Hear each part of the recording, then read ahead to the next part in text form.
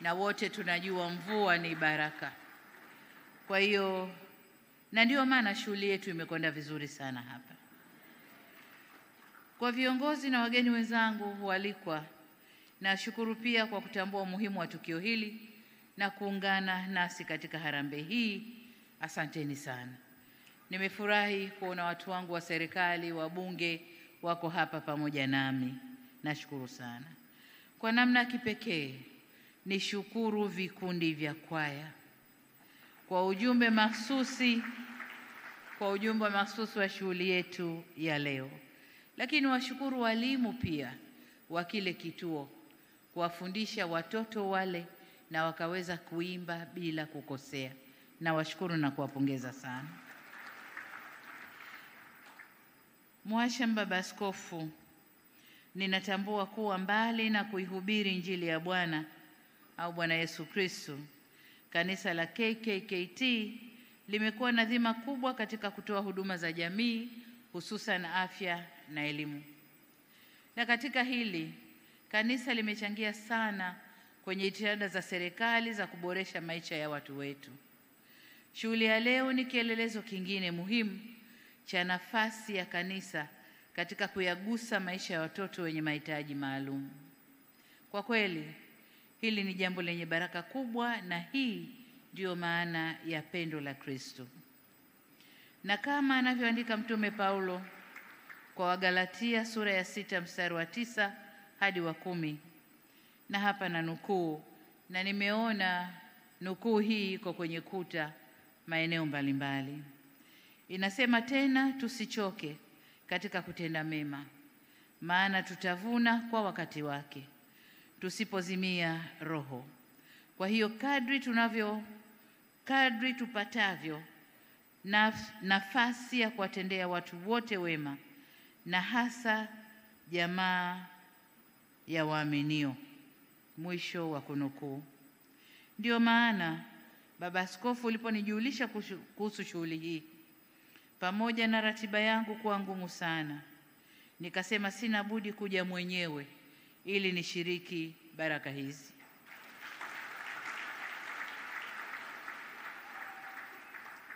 Shughuli hii ya ujenzi wa kituo cha diakonia inatutambulisha au inatukumbusha kwamba watoto wenye ulemavu au mahitaji maalum ni sehemu muhimu ya jamii na kanisa, na kwamba hatuna budi kushirikiana ili kuhakikisha ustawi wao pamoja na changamoto walizonazo.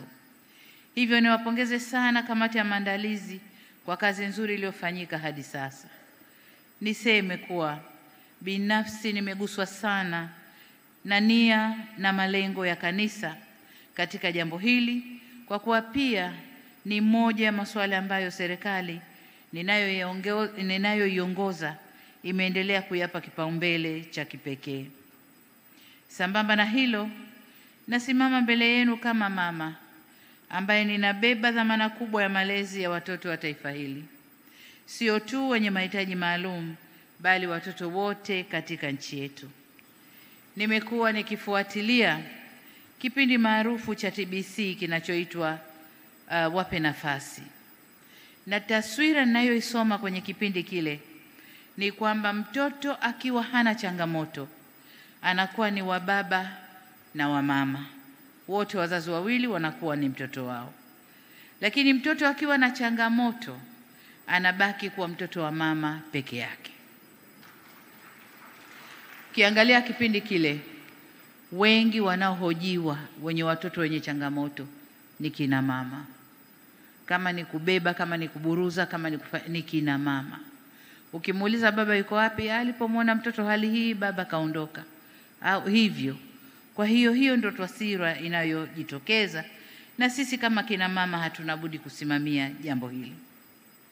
Kwa hiyo ninasimama nikiwa naelewa fika jukumu hili kubwa ambalo wanalibeba kina mama wenye watoto wenye changamoto mbalimbali katika jamii yetu. Nakubaliana na wewe pia Mhashamu Baba Askofu kwamba tatizo bado ni kubwa. Lakini ndugu zangu, tatizo hili halichagui dini. Leo ni kanisa limeamua kuchangisha kujenga kituo kwa watoto hao. Lakini tumeonyeshwa kwenye documentary kwamba mdogo wangu Maida, mtoto wake amefaidika na mpango huu.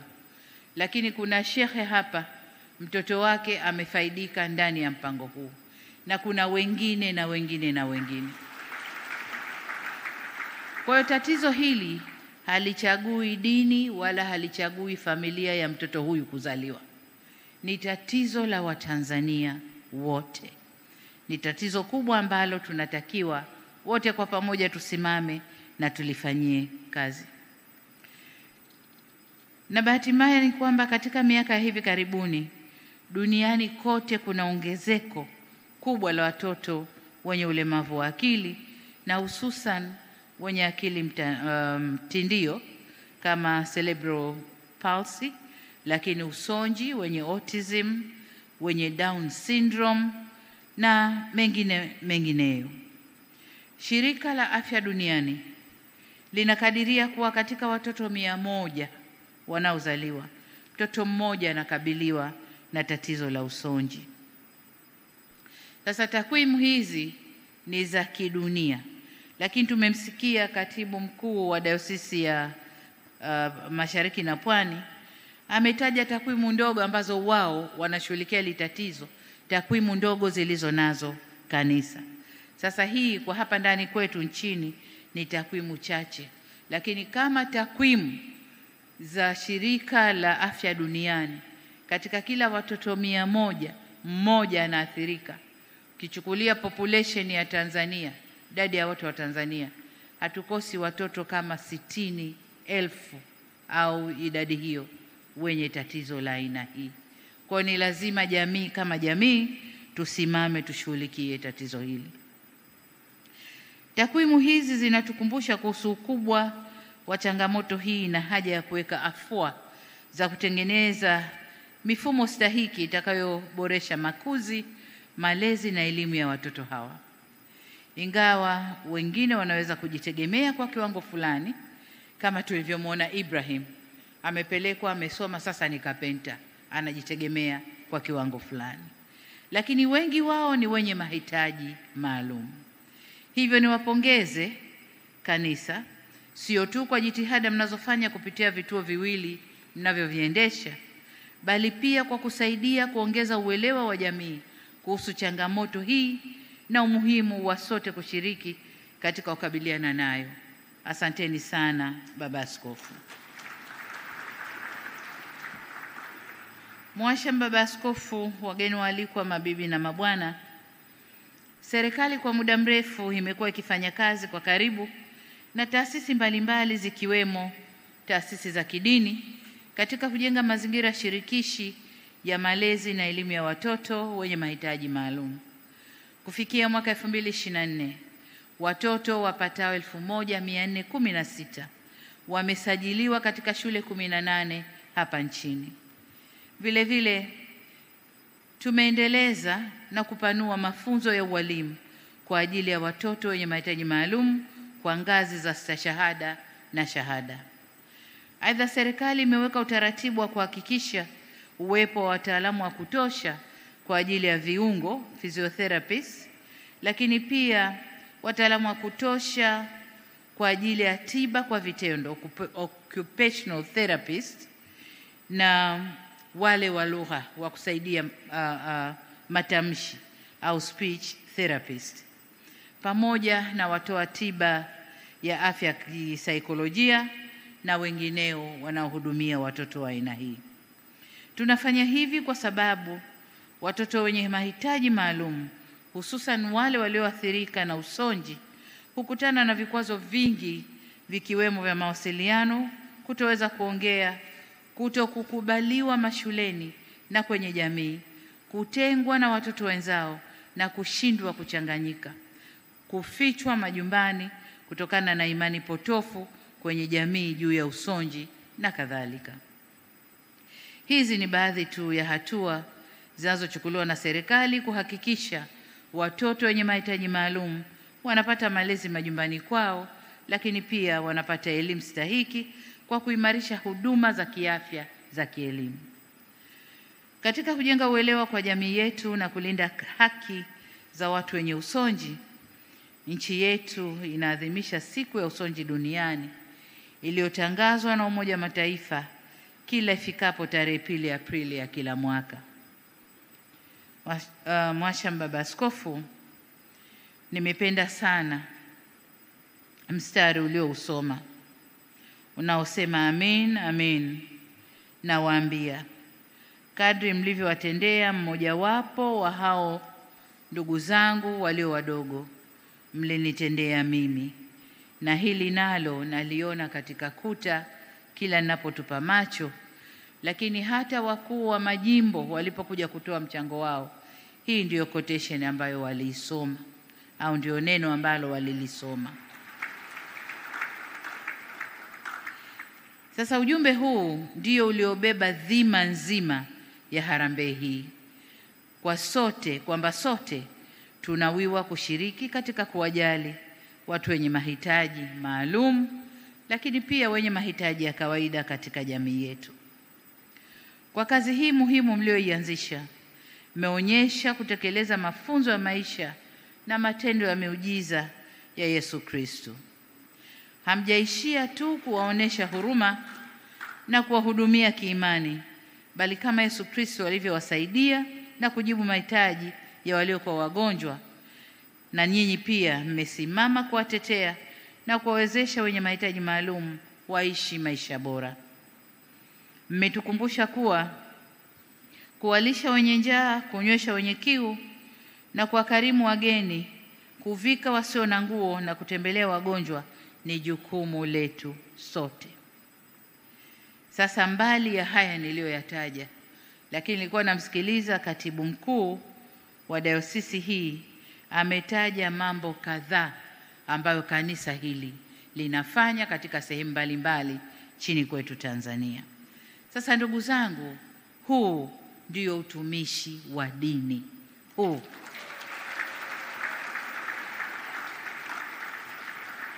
na kazi hii mnayoifanya inapeleka ujumbe kwa wale waliojionyesha kama watumishi wa dini, lakini kwa kweli ni watumishi wa ushetani au mambo mengine.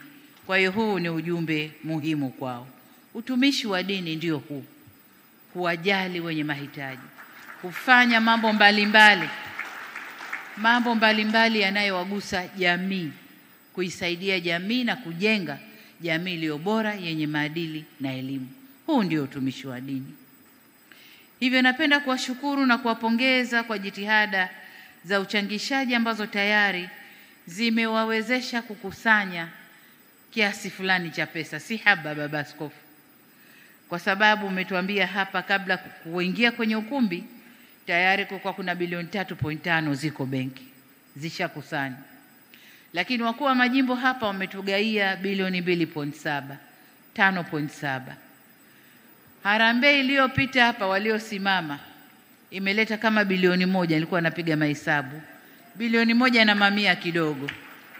Kwa hiyo ni bilioni 6, na hapo bado karatasi zilizopita kule hazijasomwa, na tukisoma zile karatasi tayari zimetusogeza. Lakini hizi ni kwa ajili ya kusimamisha jengo tu. Baada ya kusimamisha jengo, kuna huduma, kuna mahitaji mengine ili kufanya kituo hiki kiweze kufanya kazi. Kwa hiyo kama alivyosema Baba Askofu, bado kazi ni kubwa na bado michango inahitajika. Sasa kwa upande wetu serikali, tutashirikiana na kanisa katika kukamilisha mradi huu kwa kuwa nanyi bega kwa bega katika ujenzi na uendeshaji wa kituo hiki.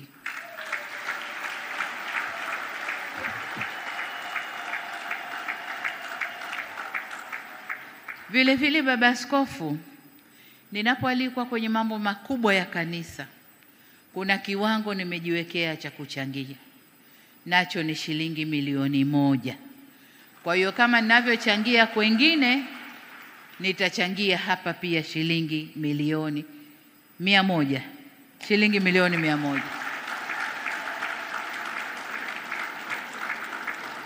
Nilisema milioni 1, ukumbi wote umezizima. Ni shilingi milioni 100, baba askofu. Hicho ndio kiwango nilichojipangia. Lakini leo kwa maajabu makubwa, niwashukuru sana washauri wangu. Na nadhani jumla ya washauri 6 au 7 hivi ndani ya ofisi yangu, kwamba na wenyewe wamejikusanya wanakuja na milioni 100. Hii ilikuwa ni surprise kwangu, na washukuru sana. Lakini baba askofu, watoto hawa ulisema wana matumaini makubwa kutoka kwa bibi. Sasa nikivaa kofia ya bibi, nitawachangia wajukuu zangu milioni 50 kama bibi. Kwa hiyo ukipiga jumla kutoka ofisi ya mama huku, kama 250 hivi si haba. 250 milioni si haba. Lakini kama nilivyosema, ni washukuru wale wote ambao tayari wameshachangia. Kuna msemo unasema kwamba kutoa ni moyo, usambe ni utajiri. Kutoa ni moyo na sio utajiri. Usiseme huyu tajiri ndio maana anachangia. Hapana, ni moyo tu. Tumesikia hapa michango ya 100,000, michango ya 500,000, michango ya milioni. Ni moyo ulicho nacho, toa. Uwe na wewe ni sehemu ya sadaka hii.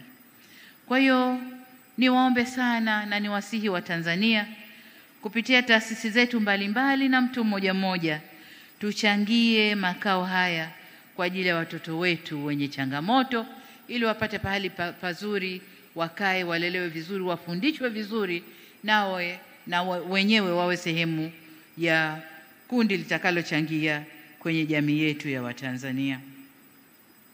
Mwashamba baba askofu, nimepokea maombi yenu, na kama nilivyosema hapo awali, serikali itaendelea kushirikiana kwa karibu na wadau wake mbalimbali katika kuboresha mifumo ya kiutendaji na kiutekelezaji ili kuwezesha malezi na upatikanaji wa elimu kwa watoto wenye uhitaji maalum. Tutaendelea kufundisha walimu kama alivyosema naibu waziri na waelimishaji wenye taaluma maalum kwa watoto hawa wenye mahitaji maalum. Lakini pia tutaendelea kuimarisha vitendea kazi na miundombinu mingine ili kuhakikisha kwamba watoto hawa wanapata elimu na usaidizi unaostahiki. Na ndio maana nilisema tutakuwa nanyi bega kwa bega kuhakikisha kituo hiki cha mfano kinakuwa maalum cha mfano wake. Na ili kuongeza nguvu na msukumo kwenye jambo hili, serikali tunakaribisha pia jumuiya za kimataifa, asasi za kiraia, wataalamu wa kigeni, mashirika na wawekezaji kushirikiana nasi katika kuanzisha mbali ya kituo hiki, lakini vituo vingine maalum kwa ajili ya kuwasaidia watoto wetu hawa. Kupitia ushirikiano huu, tunaweza kuziba kwa haraka zaidi mapengo yaliyopo katika rasilimali na utaalamu na kuleta matumaini kwa watoto wetu. Kama ulivyoomba, Mungu akipenda na ratiba ikiniruhusu, basi tutakapokamilisha kituo hiki nitakuwa nanyi tena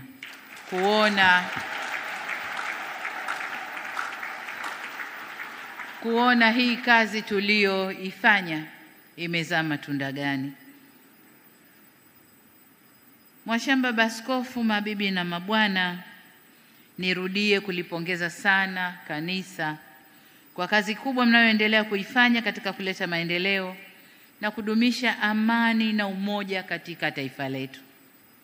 Niwasihi muendelee kushirikiana na serikali katika kujenga mustakabali na ustawi wa watoto wetu na jamii ya Kitanzania na kusimamia maadili mema.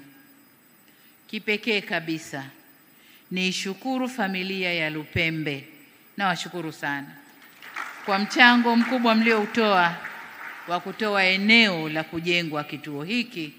Hii ni sadaka kubwa, asanteni sana.